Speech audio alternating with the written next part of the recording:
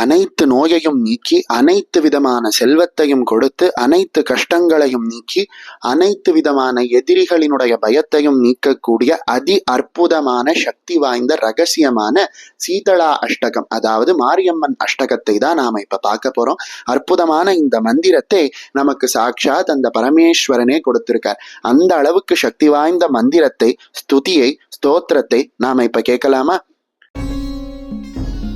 वन्देऽहं शीतलां देवी रासभस्थां दिगम्बरां मार्जनीकलशोपेदां शूर्पालङ्कृतमस्तकां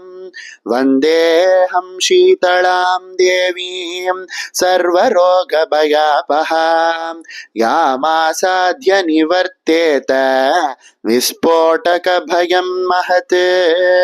शीतले शीतले चेति यो ब्रूयाद्दाहपीडितः विस्फोटकभयं घोरं क्षिप्रं तस्य प्रणश्यति यस्त्वामुदगमध्ये तु ध्यात्वा सम्पूजयेन्नरः विस्फोटकभयं घोरं गृहे तस्य न जायते शीतले ज्वरदग्धस्य भूतिगन्धयुधस्य च प्रणष्टचक्षुषः पुंसत्वामाहुर्जीवनौषधम् शीतले दनुजान् रोगान् नृणां हरसि दुश्जयान् विस्फोटकविधिर्नानां त्वमेकामृतवर्षिणी कळकण्ठग्रहारोगा ये चान्ये दारुणान् नृणां त्वदनुध्यानमात्रेण शीतले यान्ति संक्षयम् न मन्त्रो नौषधं तस्य पापरोगस्य विद्यते त्वमेकां शीतले धात्रीं नान्यां पश्यामि देवतां मृणालदन्तु सदृशीं नाभिहृद्मध्ये संस्थितां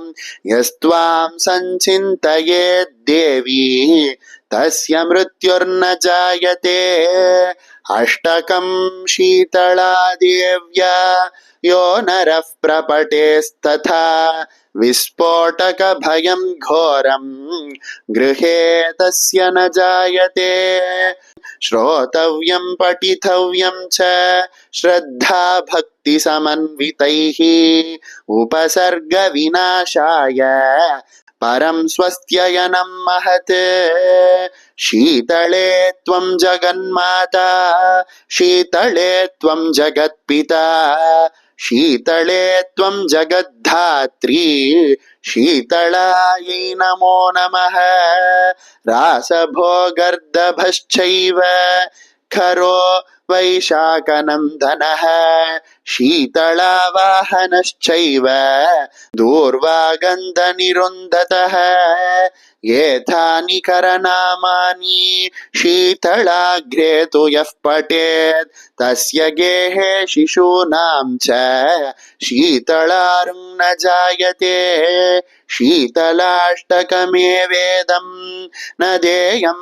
यस्य कस्यचित् तादव्यं च सदा तस्मै श्रद्धा भक्तियुताय वै इति